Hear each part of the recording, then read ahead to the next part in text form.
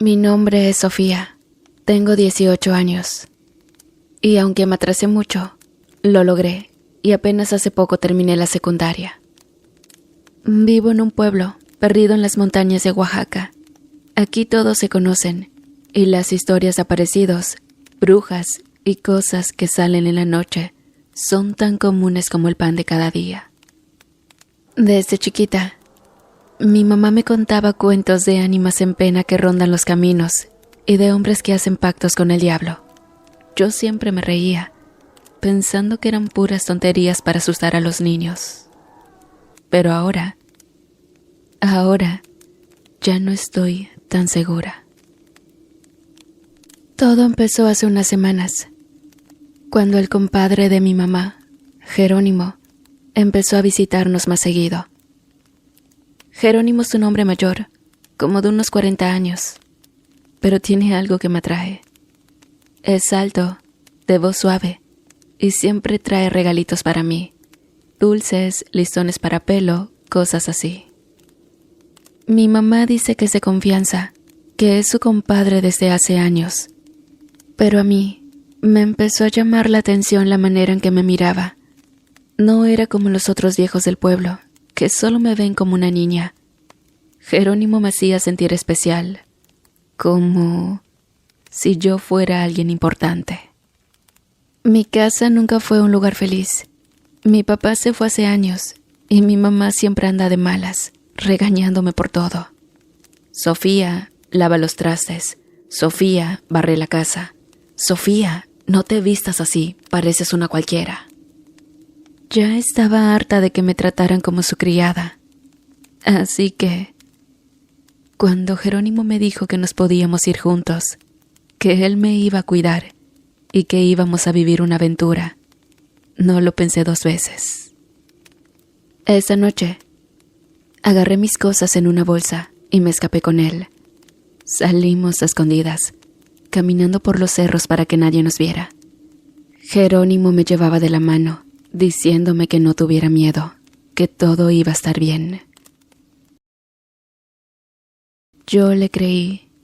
Él era mi salvación, mi única salida de esa vida triste que llevaba. Después de caminar por horas, llegamos a una choza abandonada en medio del monte. Era un lugar viejo, con las paredes llenas de grietas y el techo medio caído. Adentro había un colchón viejo, una mesa y un espejo roto colgado en la pared. Jerónimo me dijo que ahí nos quedaríamos esa noche, pero que al día siguiente seguiríamos nuestro camino. Yo estaba cansada, así que me acosté en el colchón mientras Jerónimo salía a buscar leña para hacer una fogata. Me quedé dormida casi al instante, pero no sé cuánto tiempo pasó cuando algo me despertó. Era como un susurro, muy bajito, pero que se escuchaba claramente en el silencio de la noche. Abrí los ojos y vi a Jerónimo parado frente al espejo. Al principio no le di importancia. Pensé que solo se estaba arreglando o algo así. Pero luego me di cuenta de que estaba murmurando algo, palabras que no entendía. No eran en español, ni en ninguna lengua que yo hubiera escuchado antes. Era como un canto, pero extraño, como si viniera de otro mundo. Me quedé quieta, sin hacer ruido, observándolo. Jerónimo seguía ahí, de pie, con los ojos cerrados y las manos levantadas como si estuviera rezando. Pero lo que más me llamó la atención fue su reflejo en el espejo, porque no era él. El reflejo no coincidía con su rostro. Jerónimo estaba parado ahí, con su cara normal, pero en el espejo se veía otra cosa. Era como si fuera otra persona, con los ojos hundidos, la piel pálida y una sonrisa torcida que no le pertenecía.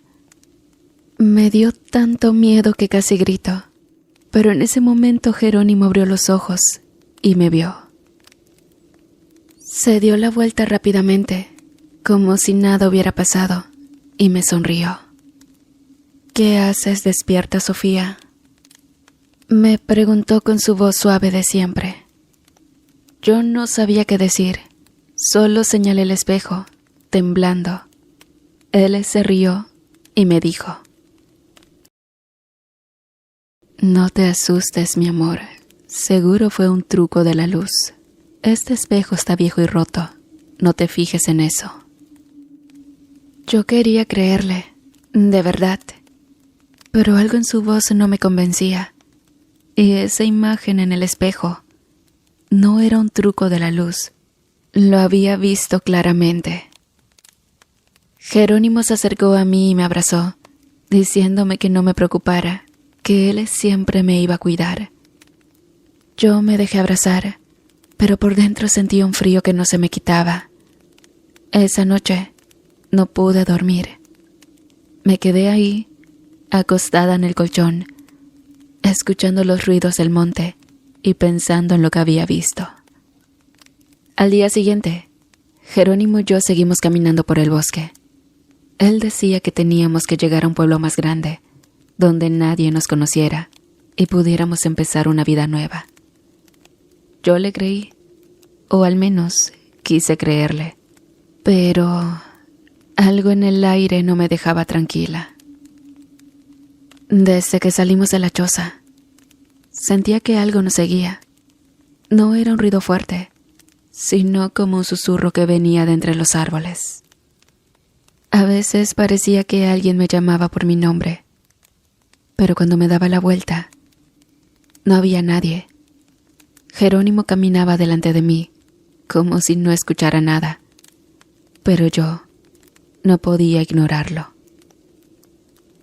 «Jerónimo, ¿no escuchas eso?», le pregunté en un momento, tratando de que mi voz no sonara tan asustada. Él se detuvo y me miró con esa sonrisa tranquila que siempre tenía. «¿Escuchar qué, mi amor? Solo son los ruidos del bosque, los árboles, el viento. No te preocupes», me dijo, y siguió caminando. Yo quería creerle, pero los susurros no paraban. Era como si alguien estuviera hablando justo detrás de mí. Pero cuando volteaba, solo veía sombras moviéndose entre los árboles. A veces veía personas, pero no podía distinguir sus caras. Solo eran figuras oscuras, como manchas en la penumbra del bosque. Por la tarde, paramos a descansar junto a un arroyo. Jerónimo sacó un poco de pan y queso que había traído, y comimos en silencio. Yo no tenía mucho apetito, pero él insistió en que comiera algo. «Tienes que mantenerte fuerte, Sofía», me dijo, pasándome un pedazo de pan. Mientras yo comía, no podía dejar de mirar a mi alrededor. Los susurros seguían ahí, como si las sombras nos estuvieran observando. Jerónimo parecía no darse cuenta, o tal vez no le importaba. Él solo estaba tranquilo, como si nada fuera raro.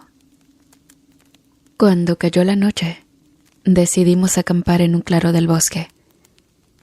Jerónimo hizo una pequeña fogata y nos sentamos alrededor de ella. Él me contó historias de cuando era joven, de los lugares que había visitado y de las cosas que había visto. Yo trataba de prestarle atención, pero no podía dejar de mirar hacia las sombras que nos rodeaban. «Jerónimo», le dije en un momento, «¿tú crees en los aparecidos? ¿En las ánimas que dicen que andan por ahí?» Él se rió un poco y me miró con esos ojos que siempre parecían saber más de lo que decían. «¿Por qué lo preguntas, Sofía? ¿Es que tienes miedo?»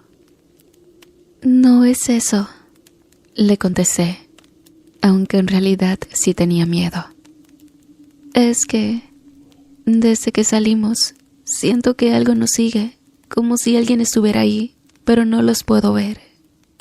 Jerónimo se quedó callado un momento y luego me tomó de la mano. No te preocupes, mi amor. Estoy aquí para protegerte. Nada te va a pasar mientras yo esté contigo.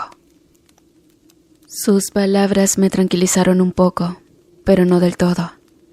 Algo en su voz no me convencía, y esa sensación de que nos observaban no se iba. Más tarde nos acostamos cerca de la fogata. Yo estaba cansada, pero no podía dormir. Los susurros seguían ahí, como si estuvieran más cerca que antes. Cerré los ojos tratando de ignorarlos, pero no pude. De repente, algo me hizo abrir los ojos. No sé qué fue, pero sentí que tenía que mirar hacia el bosque. Y ahí estaba Jerónimo, parado en medio de los árboles, rodeado de figuras oscuras. Al principio no podía creer lo que veía. Jerónimo estaba ahí, de pie, con los brazos extendidos como si estuviera hablando con esas sombras. Las figuras se movían alrededor de él, como si estuvieran escuchando lo que decía.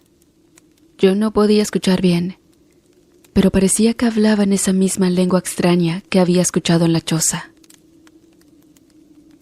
Me levanté lentamente, tratando de no hacer ruido, y me acerqué un poco para ver mejor. Las figuras parecían personas, pero no tenían rostro. Solo eran siluetas oscuras, como si fueran hechas de humo. Jerónimo seguía ahí, hablando con ellas, como si fuera algo normal. De repente, una de las figuras se giró hacia mí. No tenía ojos, pero sentí que me estaba mirando.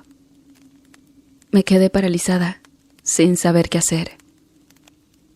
En ese momento Jerónimo se dio la vuelta y me vio. «Sofía, ¿qué haces despierta?», me preguntó, como si nada hubiera pasado. Las figuras oscuras habían desaparecido, como si se las hubiera tragado la noche. Yo te vi», le dije temblando. «Había sombras alrededor de ti. ¿Qué estaba pasando, Jerónimo?». Él se rió un poco y se acercó a mí. «Debes de haber soñado, mi amor. Estás cansada, eso es todo. Ven, acuéstate otra vez». Yo quería creerle, pero sabía que no había soñado. Esas sombras eran reales, y Jerónimo estaba hablando con ellas. Algo no estaba bien, y cada vez me daba más miedo. Regresamos a la fogata, pero no pude dormir. Me quedé ahí, acostada, mirando las estrellas y pensando en lo que había visto. Jerónimo estaba a mi lado, pero ya no me sentía segura con él. Y saben, había algo más que no podía dejar de pensar. Desde que nos escapamos, Jerónimo no me había tocado. Ni un beso, ni un abrazo, nada. Él decía que me amaba, que éramos pareja, pero no actuaba como tal. ¿Por qué? ¿Qué estaba escondiendo? Al día siguiente, después de caminar todo el día, llegamos a un pueblo que parecía abandonado. Las casas estaban vacías, con las puertas y ventanas rotas, y las calles llenas de maleza. No se veía nadie, ni siquiera animales. Era como si el tiempo se hubiera detenido ahí.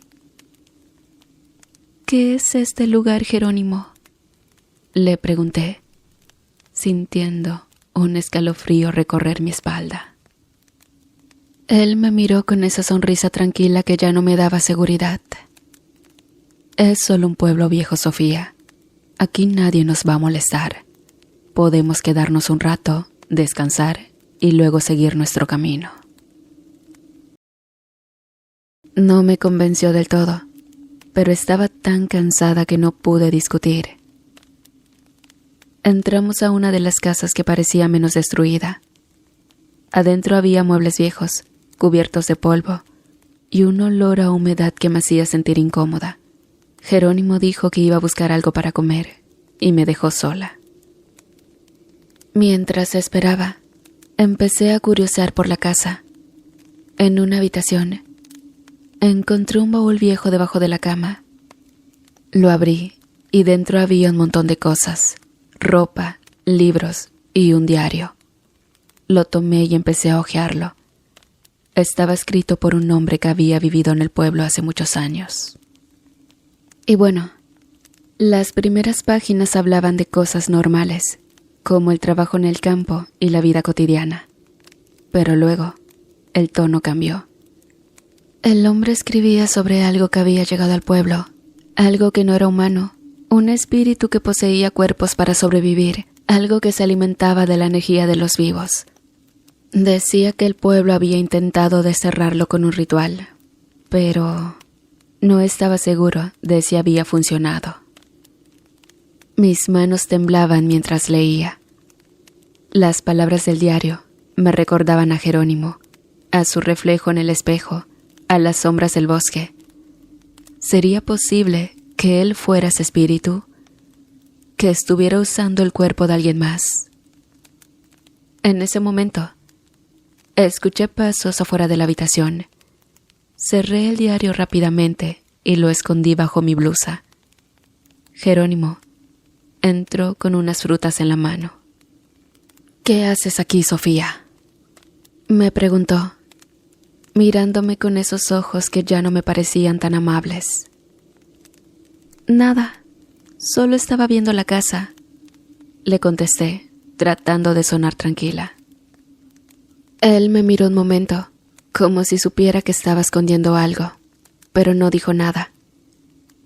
Nos sentamos a comer en silencio, pero yo no podía dejar de pensar en el diario. Cada vez que lo miraba, sentía que Jerónimo sabía más de lo que decía. Esa noche, no pude aguantar más. Después de cenar, lo confronté. «Jerónimo, ¿qué eres realmente?», le pregunté, mirándolo fijamente. Él se rió, pero esta vez no sonó amable. «¿Qué quieres decir, Sofía? Soy tu hombre, el que te va a cuidar siempre».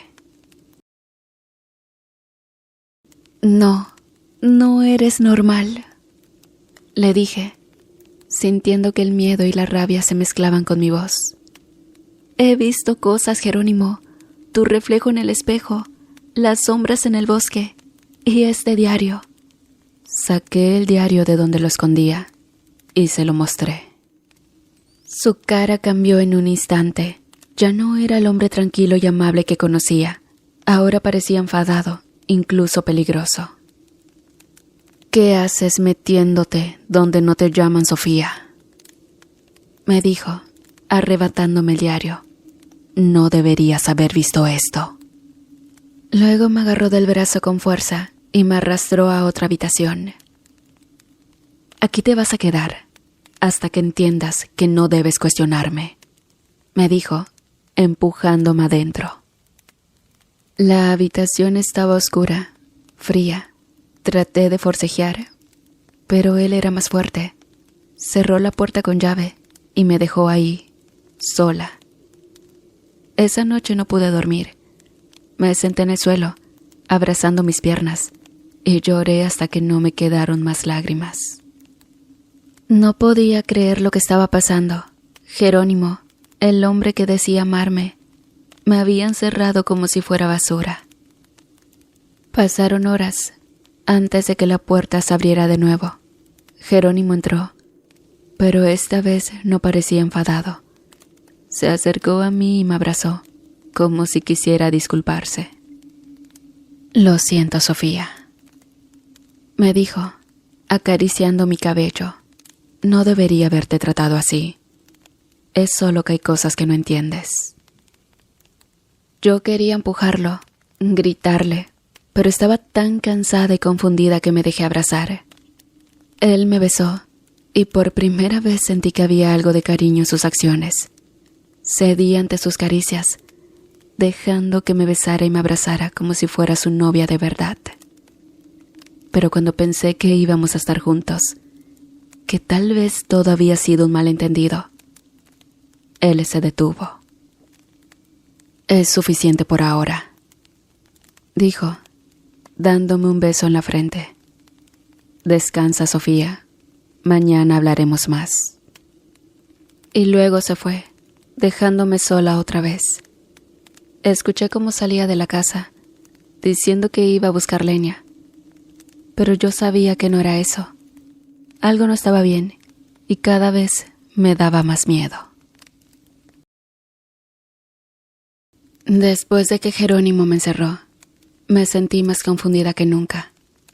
¿Por qué me había tratado así? ¿Por qué me besó y luego se fue como si nada? No entendía. Pero el diario que encontré no dejaba de dar vueltas en mi cabeza. ¿Era verdad lo que decía? ¿Jerónimo era un espíritu que se apodera de los cuerpos de otros? No podía quedarme ahí.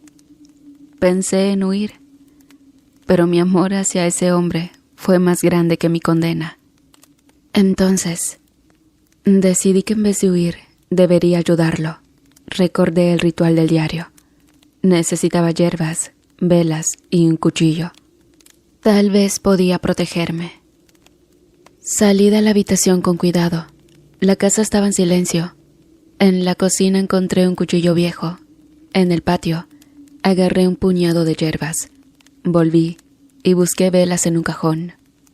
Con todo listo, cerré todas las puertas con seguro y preparé el ritual. Coloqué las velas en círculo, las hierbas en el centro y el cuchillo a un lado. Justo cuando encendí las velas, escuché pasos. Era Jerónimo. «Sofía, ¿qué haces?», preguntó desde afuera. «Nada, solo estoy descansando», le contesté, temblando. «Abre la puerta, tenemos que hablar», dijo, más firme. No le hice caso. Empecé a decir las palabras del ritual, aunque no las entendía. Entonces comenzó a forcejear. Luego de un rato, de una brutal patada logró abrir la puerta. Jerónimo estaba ahí, mirándome. «¿Qué estás haciendo?», preguntó, avanzando hacia mí. «Aléjate», le dije, agarrando el cuchillo. «Sé lo que eres». Él se detuvo, confundido. «Sofía, ¿de qué hablas?». Las velas seguían encendidas, pero no pasaba nada. Jerónimo no se transformaba. Solo estábamos nosotros dos. «Jerónimo, yo...», empecé a decir, pero las palabras se me atoraron. Él se acercó lentamente. «No soy ningún espíritu. Soy el mismo que te ha cuidado todo este tiempo». Yo quería creerle, pero no podía olvidar lo que había visto. El reflejo en el espejo, las sombras en el bosque, eran todo producto de mi mente. «Entonces, ¿por qué me encerraste?», le pregunté. Él bajó la mirada. «Porque estaba enojado. No debería haberlo hecho, lo sé, pero no quiero perderte». Sus palabras me confundieron aún más. ¿Era posible que todo fuera un malentendido? Jerónimo me abrazó, y esta vez no me resistí. Me sentía tan cansada, tan confundida. «Descansa, Sofía», me dijo. «Mañana hablaremos más. Todo va a estar bien». Yo quería creerle, pero algo en mí no podía dejar de dudar. Y bueno, después de que Jerónimo me abrazó y me dijo que todo estaría bien, me quedé dormida. Estaba tan cansada que no pude resistirlo, pero no duré mucho. Unos murmullos me despertaron. Eran voces bajas, como si varias personas estuvieran hablando afuera de la casa. Me levanté despacio, tratando de no hacer ruido, y me asomé por la ventana rota. Lo que vi me dejó helada. Afuera había más de 20 personas, todas vestidas con túnicas oscuras y con antorchas en las manos. No eran de ningún pueblo cercano. Parecían parte de algo más grande, algo oscuro. Entre ellos, vi a Jerónimo, hablando con un hombre alto y delgado que parecía ser el líder. No podía escuchar bien lo que decían, pero las palabras ritual y bestia se repetían una y otra vez. Mi corazón empezó a latir tan fuerte que sentí que se me saldría del pecho. ¿Qué estaba pasando? ¿Qué tenía que ver Jerónimo con esa gente? En ese momento, él entró a la habitación. Parecía nervioso, pero también emocionado. Sofía, es hora, me dijo, extendiendo su mano hacia mí. ¿Hora de qué?, le pregunté, retrocediendo un paso.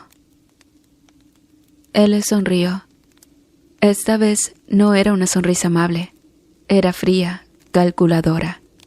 Es hora de cumplir con nuestro destino. Tú y yo vamos a ser parte de algo grande. Yo no entendía nada, pero algo en su voz me daba miedo. Jerónimo, ¿de qué estás hablando? Él se acercó más y su respiración era pesada. Hace años, este pueblo hizo un pacto con una bestia. Le dieron poder a cambio de sacrificios, pero la bestia fue desterrada y ahora necesita volver. Tú, Sofía, eres la clave. Tu pureza, tu castidad, es lo que necesita para renacer. Sentí que el mundo se me venía encima. ¿Estaba diciendo que todo esto, que escaparnos juntos, había sido una mentira? ¿Que solo me había usado para esto? No, le dije, sintiendo que las lágrimas me caían por la cara. No puede ser verdad. Él le sonrió, pero esta vez no era una sonrisa amable. Era cruel, como si disfrutara de mi dolor. Lo siento, Sofía, pero esto es más grande que tú y yo. En ese momento, escuché que la puerta principal se abría de golpe. Gritos y pasos resonaron en la casa. Jerónimo se dio la vuelta, y yo aproveché para empujarlo y correr hacia la puerta trasera. Pero no llegué muy lejos. Jerónimo me agarró de nuevo y me empujó al suelo. No te vas a ir, me dijo. Intenté forcejear, pero él era más fuerte. Me inmovilizó y se inclinó sobre mí, con esa mirada que ya no era de un hombre, sino de algo más oscuro. Esto no va a doler, me dijo, acercándose más. Cerré los ojos, sintiendo que el miedo me paralizaba, pero antes de que pudiera hacer algo, escuché un estruendo. Jerónimo se detuvo y se dio la vuelta. En ese momento, varios disparos resonaron en la habitación. Jerónimo cayó al suelo, con el pecho lleno de balas. Yo me quedé ahí, temblando y sin poder moverme. Vi cómo los hombres del pueblo entraban a la habitación, con sus armas humeantes, y entre ellos estaba mi mamá, llorando y corriendo hacia mí. Yo no podía hablar, solo miraba a Jerónimo, tirado en el suelo, con la vida escapándose de él. Pero, antes de que cerrara los ojos, me miró una última vez. Y en ese momento, vi algo en su mirada que me dejó helada. No era dolor, ni tristeza. Era satisfacción. No entiendes, murmuró, antes de quedarse quieto. Los hombres del pueblo se acercaron a él, pero no tocaron su cuerpo. Uno de ellos, un anciano con una voz grave, dijo: «Esto no ha terminado. La bestia sigue ahí». Mi mamá me abrazó fuerte. pero yo no podía dejar de mirar a Jerónimo. ¿Qué había querido decir con eso? ¿Qué era esa bestia de la que hablaban? Pero bueno, los policías nos sacaron de la casa y detuvieron a los hombres encapuchados, quienes eran parte de una secta. Pero saben, hasta la fecha, sigo sin comprender las últimas palabras de Jerónimo.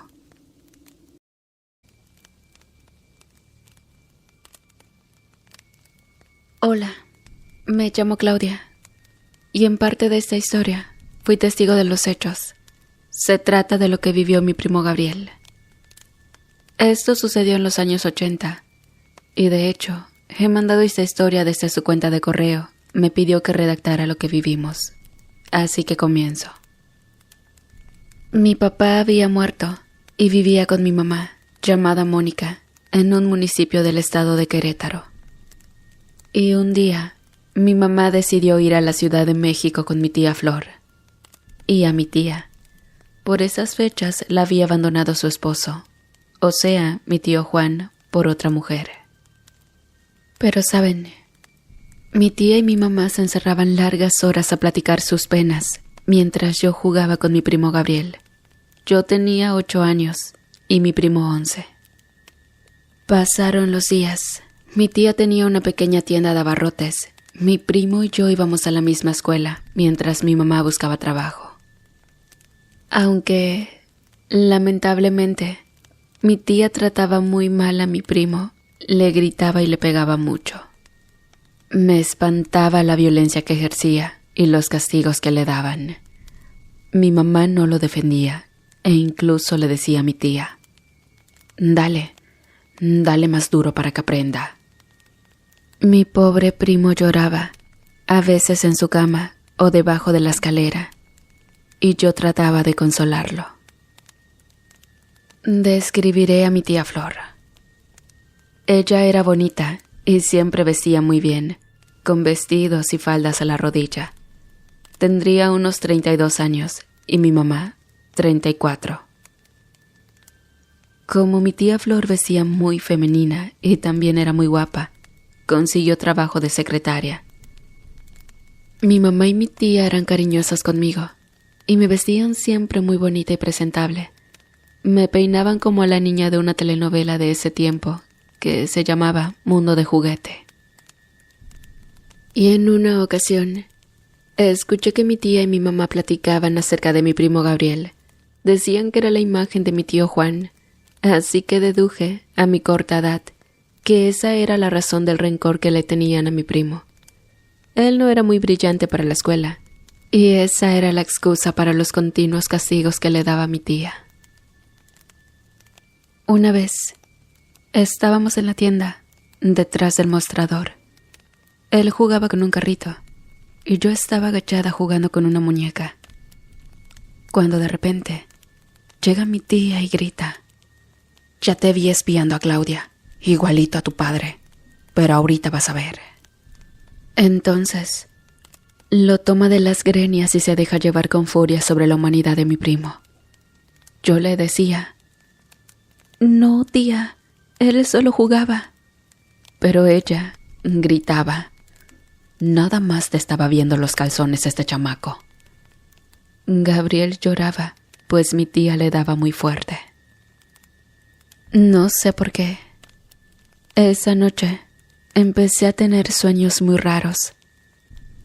En uno de ellos estaba con mi primo, escondidos detrás de unos escombros y basuras dentro de la sala de la casa. Entonces, un hombre entró a la sala. Este hombre balbuceaba palabras que no se entendían y tenía un cuerno en la frente. Desperté llorando por el miedo que provocó ese sueño. Mi mamá me abrazó, ya que dormíamos juntas. Otra ocasión, era domingo. Mi tía iba a bañarse y entonces llaman por teléfono. Mi primo contesta y grita: «Es mi papá». Mi tía entra a la sala. Iba en medio fondo, pues ya se había desvestido. Cabe decir que el medio fondo era una prenda íntima muy popular que las mujeres usaban por esos años. Mi tía le arrebata el teléfono a Gabriel y empieza a discutir con mi tío a gritos. Mientras discutía, no le quitaba la mirada a mi primo. Llega mi mamá y escucha parte de la pelea que tenía mi tía en el teléfono. Cuando cuelga, le dice a mi mamá: «Tráeme el cinturón, que este desgraciado me la paga». Y mi mamá le dice: «Déjalo como Dios lo trajo al mundo». Mi mamá empieza a seguir las indicaciones de mi tía, dejándolo solo en paños menores, y mi tía le empieza a dar una tumba. Yo lloraba espantada, y mi mamá sonreía de manera perversa. Lo peor fue que, como mi primo no paraba de llorar, mi tía toma la hoja de una navaja de rasurar y le dice a mi mamá: «Agárramelo». Mi mamá lo toma de la cabeza y ella le hace.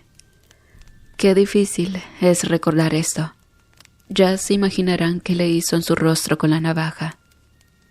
Y luego remató diciendo: «Para que llores con provecho». La sangre de mi primo salpicó el fondo blanco de mi tía. Entonces lo meten a su cuarto para que ahí siguiera llorando. Lo fui a consolar y a llorar con él.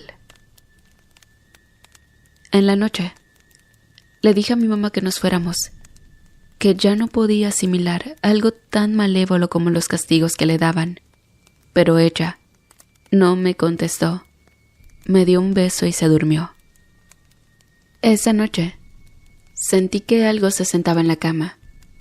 Cuando abrí los ojos, vi a un hombre vestido con harapos que estaba mirando por la ventana del cuarto.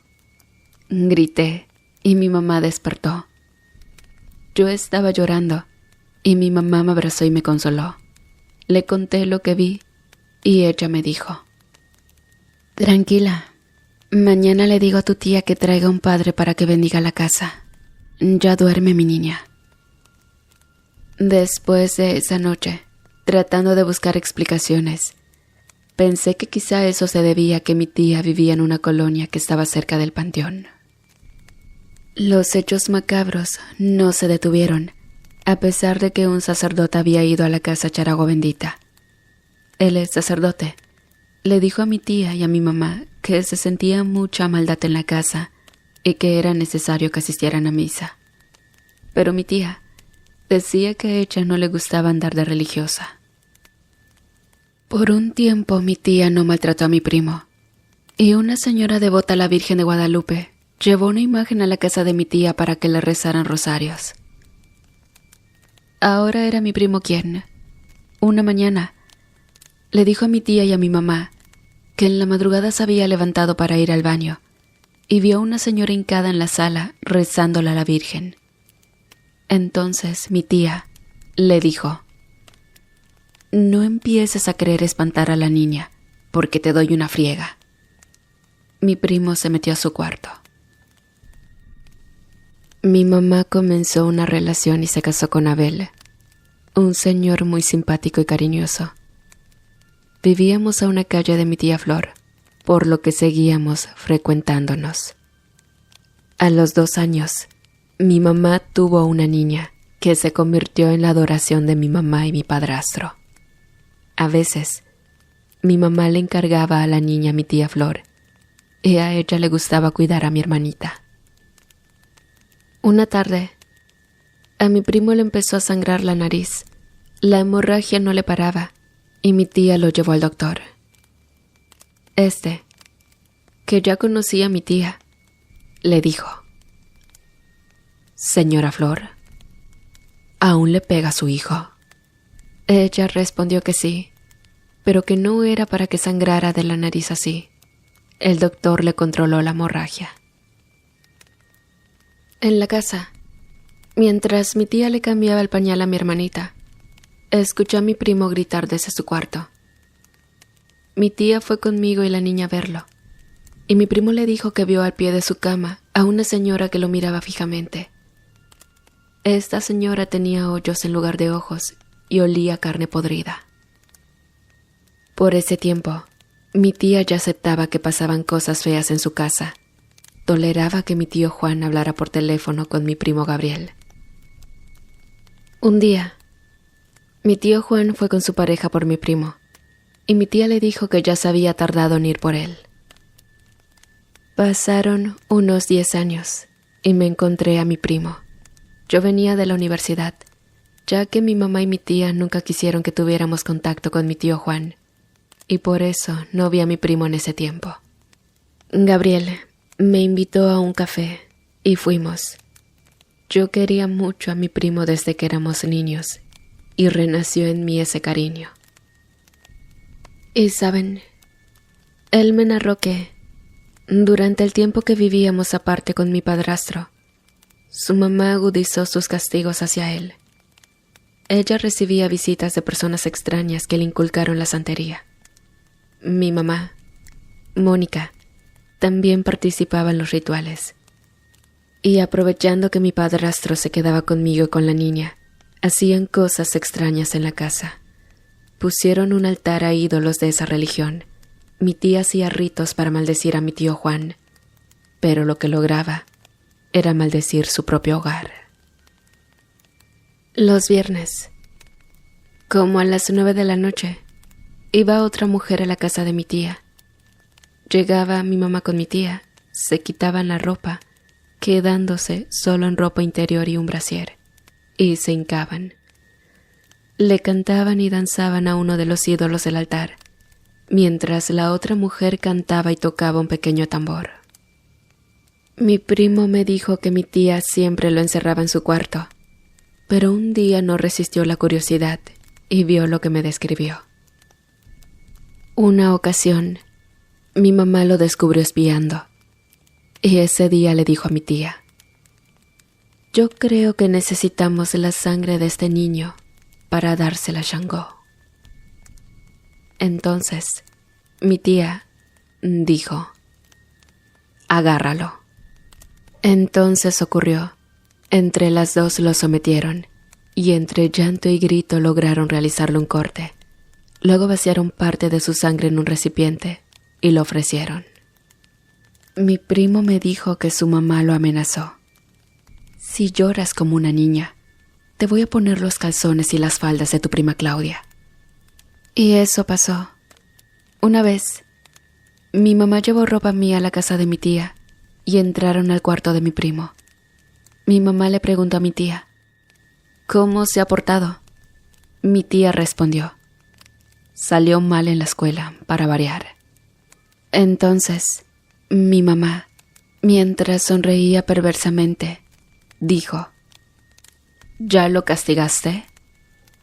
Sacó de una bolsa un calzón blanco con holanes y un vestido amarillo, obviamente míos, y entre las dos lo empezaron a vestirlo con esas prendas. Mi primo dijo que lloraba mientras su mamá lo vestía de esa manera tan humillante, y ella solamente le decía: «Nada más te quitas esta ropa y te doy con el cinturón».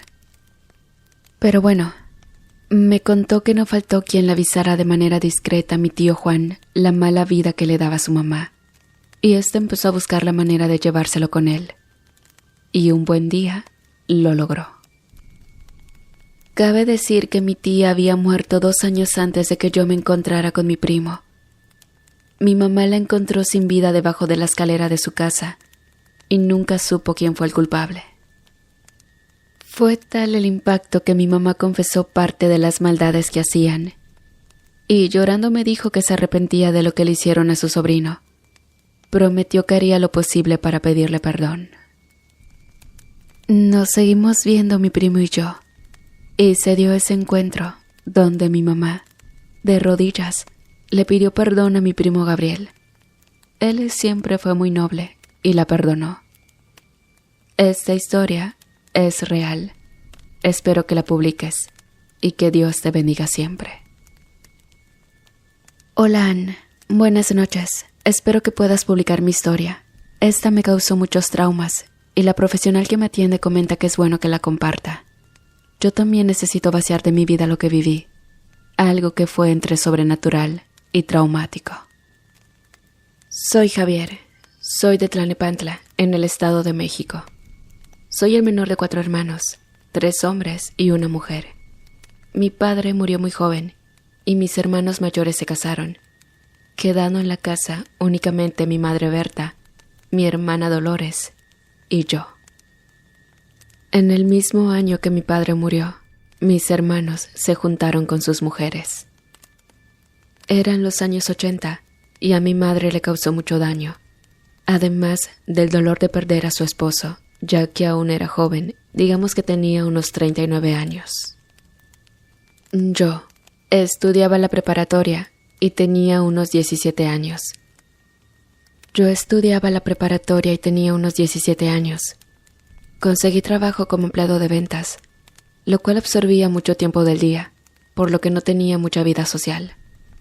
Lo mismo le pasaba a mi hermana, quien había dejado la prepa y decidió apoyar a mi madre en la casa.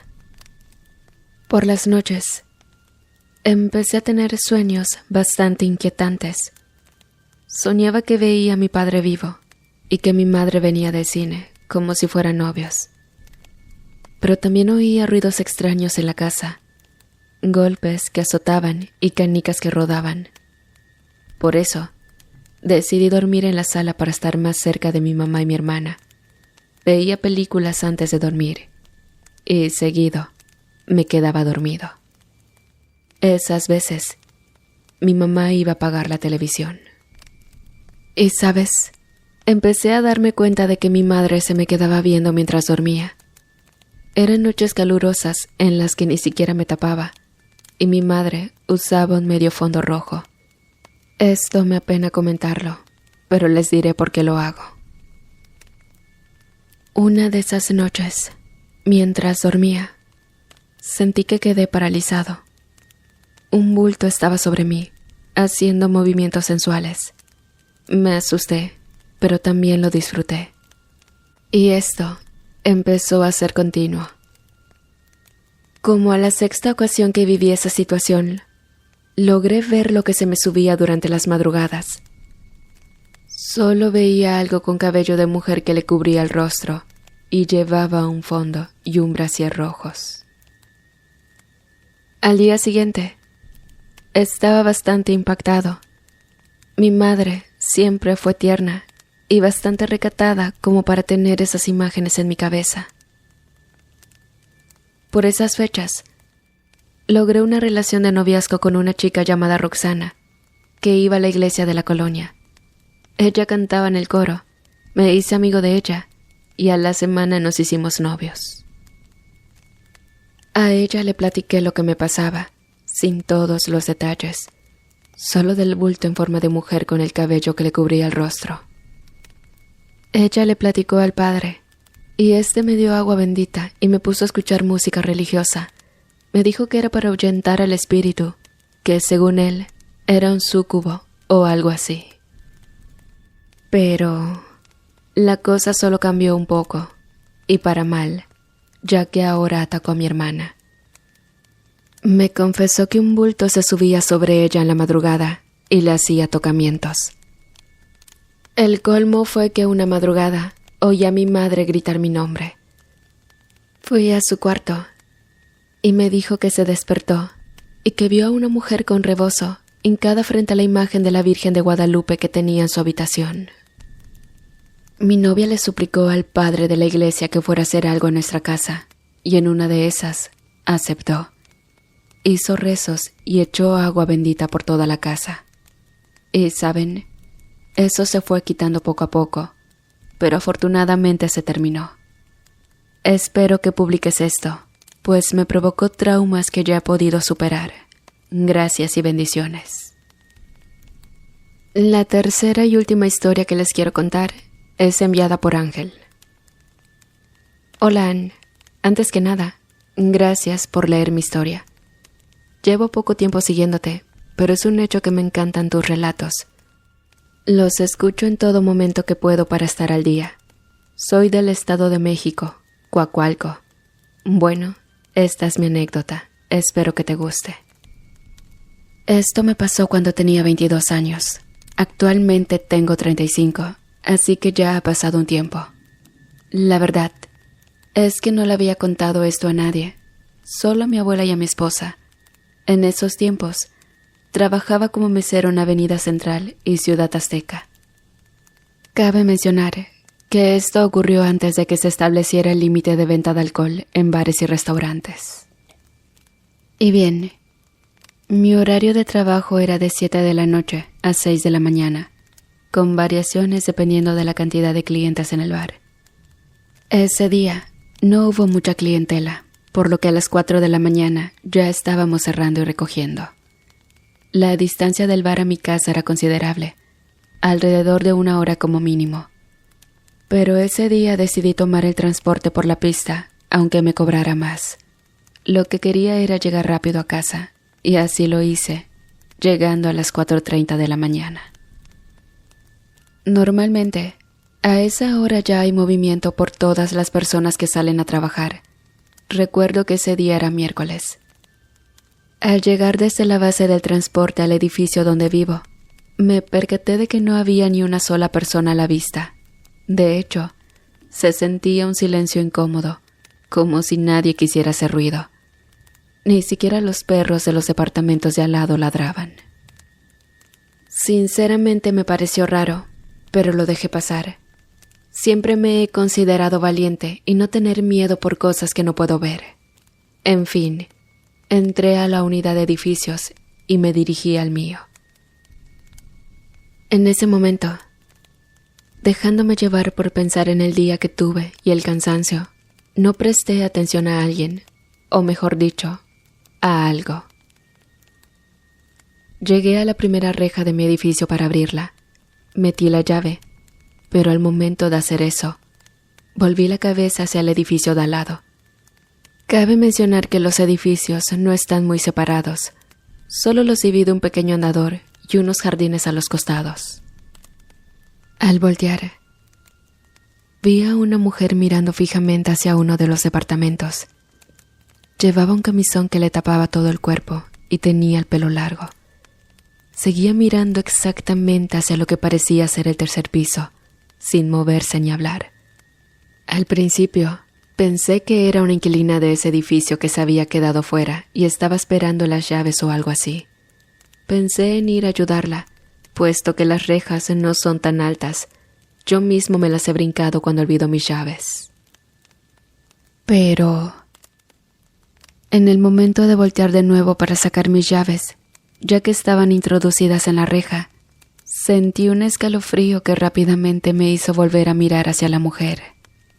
Y esta vez, ella ya tenía la cabeza volteada hacia mí.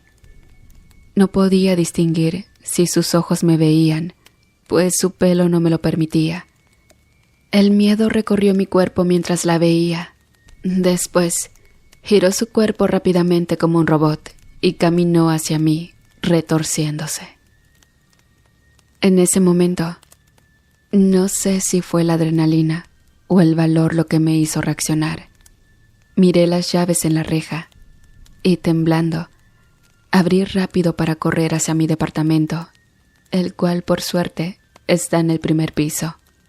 Corrí, abrí la puerta y no me atreví a voltear. Al momento de cerrar la puerta de mi departamento, mis perros comenzaron a aullar y los demás perros del edificio también lo hicieron, lo cual me hizo querer mirar aún menos si eso seguía ahí.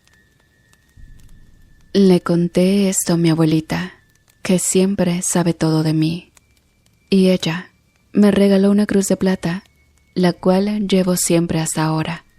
Pero algo es seguro, jamás quise regresar tan temprano a casa después del bar.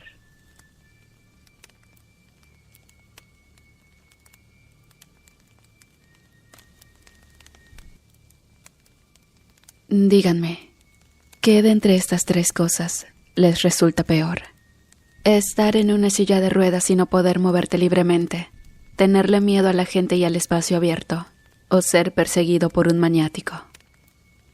El día de San Valentín del amor y la amistad puede ser celebrado, incluso anhelado y deseado por muchas personas que cuentan ansiosos los días para que llegue y demostrarse entre sus seres queridos cuánto se aman y se aprecian. Pero para mí es un día nefasto y del cual no deseo saber nada. Bueno, soy Daniel y esto sucedió hace un par de años. Durante la pandemia que nos mantuvo aislados a todos y al borde de la locura, como todos en la audiencia supongo, nuestra principal actividad giraba en torno a las redes sociales. En mi caso no era diferente. No considero que sea un galán, y posiblemente es debido a la edad, y que desde secundaria me reservaba y apartaba del resto pues no encajaba. Pero bueno, justo antes de quedar atrapados como ratas en casa, me dieron el veredicto de mi padecimiento. Simplemente era agorafobia y antropofobia, es decir, que aparte de no poder caminar, no podía ni salir, ni estar rodeado de gente, por lo que el encierro, de menos para mí, me sentó de maravilla. Aunque las calles desiertas me daban cierta sensación de paz. Así que debo decirlo, y dentro de lo que cabe, me las arreglaba para salir a las áreas comunes ya bien entrada la noche. De igual forma, tenía comunicación constante con los pocos amigos con quienes me juntaba muy rara la vez en el colegio.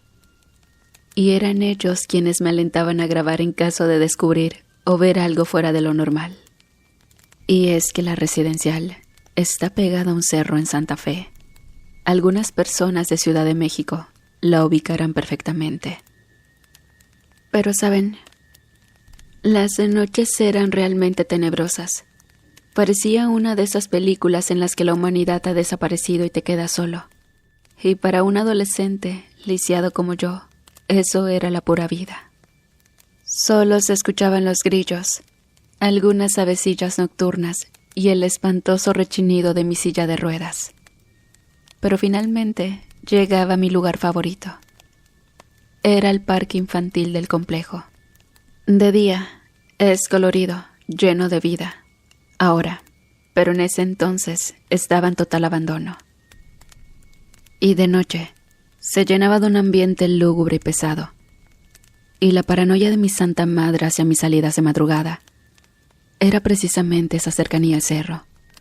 No me lo decía por el extraordinario caso de que fuera a toparme con algún espanto, sino con algún ladrón o algo peor. Así que sarcásticamente le mostraba lo hábil que era con mi sillita, pero en cierto modo tenía razón. Si alguna persona con malas intenciones, que al ver la zona tan solitaria, se le ocurriera incursionar para ver que estaba mal puesto y robarnos. Pero eso era lo que me parecía incluso más absurdo que los espantos. Y bien, me bajé de mi silla y me acomodé sin nada más que hacer que respirar la brisa y chatear. No me percaté que esa banca era justamente la que da hacia la barranca que divide la residencial del poblado, el cual está desde los linderos hasta la parte medio alta del cerro. Y lo hacía de espaldas, pues no se veía gran cosa desde esa distancia, y menos estando casi a oscuras. El caso es que chateaba con mis compas, cuando uno de ellos comenzó a decir que veía algo detrás de mí. Pero conozco la clase de bromistas que son, y no iba a caer en su juego. Sin embargo, salté de mi asiento cuando alguien tocó mi hombro. Me volví a subir a la silla y volteé hacia todos lados, pero no pude ver a nadie. Pero un sobre de color rosa y con un olor dulce estaba en el lugar donde me encontraba sentado apenas hace un momento. No me animaba a tomarlo, pero al ver los dibujos de cosas tiernas, evidentemente supuse que era de niña, o una chica en este caso. Se me dificultaba abrirlo, pues era muy malo para relacionarme con personas. Pero el papel solamente tenía 2 frases, 4 simples palabras. Me gustas, te observo. Con letra evidentemente calcada y rodeada de corazoncillos color rosa, algo cursi pero dulce. Al contárselo a mis amigos, me dijeron que le dejara un detalle. Cerca de allí hay un Oxxo y decidí encaminar mi cabalgura hacia allá. Compré un estuche de chocolates y una tarjeta. Muchas gracias. Me sentí algo tonto, pero finalmente era un gesto amable por otro. Pero saben, ahí comenzó lo extraño. Si acaso fueron 10 segundos, en lo que le mandé la foto a los fisgones y dejé el paquete en la banca cuando éste desapareció. Les juro que no pude ver ni oír nada, sencillamente desapareció. Así que al despedirme de mis amigos, sentí claramente que alguien me observaba, pero al voltear no podía ver nada. Eso me estaba incomodando bastante, pero dejé que pasara. Cuando llegué a casa, mi hermana me ayudó a llegar a mi cuarto. Al bajarme de la silla y acomodarme en mi cama, Brenda vio la nota y me dijo que era muy raro. Ella es rara igual que yo, pero es muy lista, así que me dijo: ese perfume es de niña, y por niña me refiero a una pequeña. No seas grosero, es una admiradora posiblemente. Pero luego, antes de salir de mi cuarto, me volvió a decir: ten cuidado nomás. Sí. Esa frase nunca me la había dicho. Ustedes saben cómo son los hermanos mayores con alguien en mis condiciones. Pero siempre que dicen algo así, tiene un porqué. Aunque Brenda, posiblemente en ese momento, realmente se preocupaba por mí. Por cierto, mis amigos y yo pasamos casi toda la madrugada en línea, jugando o por videollamada. Y mi hermana era mi intérprete para comunicarme con mis padres. Ellos eran gente de negocios que no entendían lenguaje humano, que no fueran ingresos, egresos y porcentajes. Y Brenda, a su modo, les entendía y entendía mi lenguaje. Así que ella me cuidaba. Y claro, la tropa me alentó, sin malicia ni afán de joder al prójimo, a investigar qué show con la admiradora secreta. Por lo que a la noche siguiente llevé una nota. Hola, soy Daniel. ¿Cuál es tu nombre? Hice el mismo procedimiento con la caja de dulces y nuevamente desapareció. Eso sí me asustó, pero supuse que se trataba de alguien como yo. Sé bien lo que es tener miedo de hablar con la gente, así que debía dar el paso siguiente: ser amable y cortés. Con total inocencia, accedí a ese intercambio de notas por algunos días. Y finalmente una noche, me pidió mi dirección de Facebook. Le escribí tal cual el enlace y todo parecía genial. La chica subía fotos, mensajes, cosas de chicas. Hasta que comenzó a mensajearme por Messenger. Y ese fue mi fatal error. La chica dijo llamarse Aria. Un nombre extraño, pero los hay. Las conversaciones eran normales en lo que cabía al inicio. Bromas, memes, grupos favoritos, comidas y en todo lo que un chamaco de 16 pueda interesarse. Pero saben, algo me comenzó a incomodar. Un día por la mañana, mi padre encontró una cajita en la entrada principal. Tenía mi nombre y una nota con Elmo, ese personaje viejo de Plaza Sésamo, con un mensaje que decía: Elmo sabe dónde vives, escrito. Y debajo, la nota de Aria diciendo que me había seguido a casa, pero le daba pena que lo supiera. Eso me incomodó bastante. De hecho, me sentí un tanto extraño. Pero no le vi nada de malo, pues, como Brenda y mis amigos decían, probablemente se trate de una pequeña queriendo hacer amigos. Esa misma noche, encontré una rosa amarilla con una nota. Disculpa, Dani, no quise asustarte. Le escribí a Messenger y le dije que estaba en la banca si deseaba conversar. Ella me dijo que estaba enferma, pero no le tomé importancia hasta que volví a casa. Si está enferma y no puede salir, ¿cómo rayos dejó la rosa? Pero supuse igual que la metiche de Brenda. Alguno de sus hermanos pudo llevarla. Luego, las cosas empezaron a empeorar. Primero subió una relación. Al minuto mis chats explotaron con preguntas de si era verdad o no sé qué. Revisé su perfil y ahí estaba: Aria y Daniel en una relación. A pesar de los incesantes timbrazos, no iba a armar un escándalo por la ilusión de una niña. Pero el acoso comenzó. En las partidas de juegos, en Insta por TikTok, donde quiera. Ahí estaba ella. Y una noche, claramente vi que alguien me seguía. Era una silueta enorme, recortada por la luz de las lámparas del complejo habitacional. Mi casa me quedaba lejos, por lo que me dirigí lo más rápido que pude hacia la caseta de vigilancia. Afortunadamente los guardias nos conocen y les pedí de favor que me llevaran a casa en la patrulla, argumentando que había perdido un zapato y me luxé el tobillo, cosa que resultó ser cierta. Sin dudarlo, subieron mi silla a la cajuela de la patrulla y nos fuimos platicando. Ya en confianza, les dije que creí ver algo siguiéndome de entre los arbustos. Y toda la noche, después de dejarme en casa, patrullaron la residencial. No encontraron nada.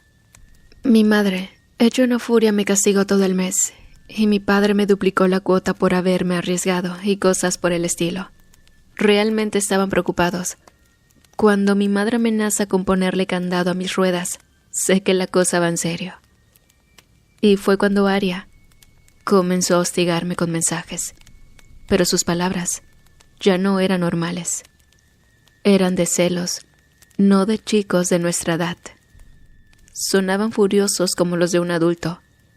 Eso me paniqueó demasiado. Luego mis amigos insistieron llamándome.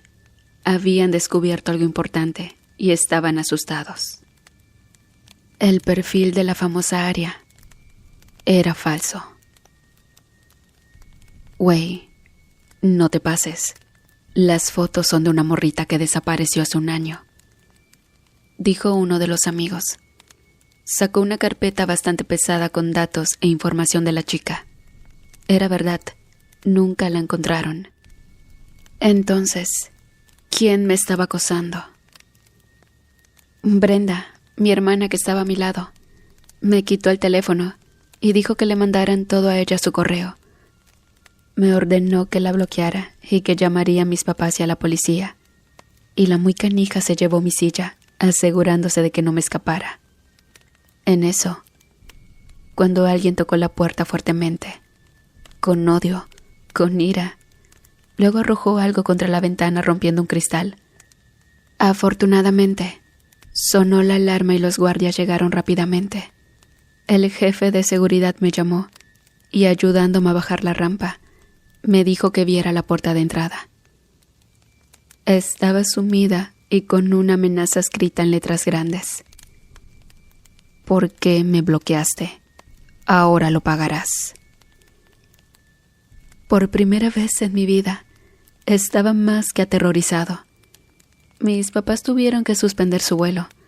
Los agentes me inundaron de preguntas y tuve que decirles la verdad. Me escapaba por las noches para relajarme, lo que me costó castigo hasta que acabara la pandemia o al 2025.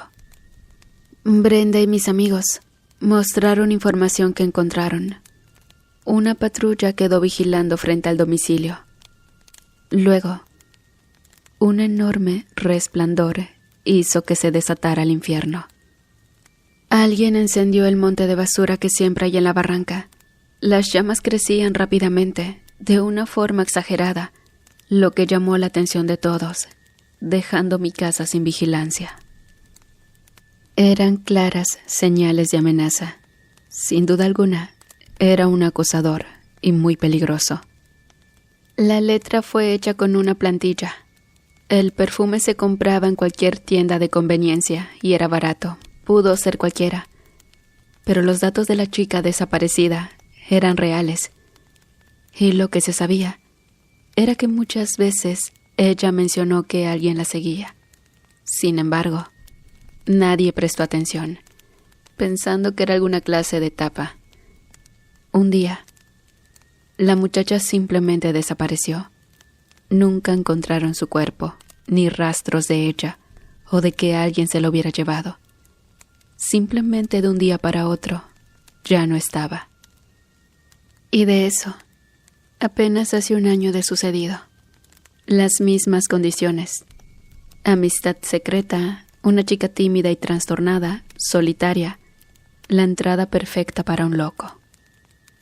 Pero bueno, Mis amigos preguntaron si estaba bien. Lógicamente les dije que no.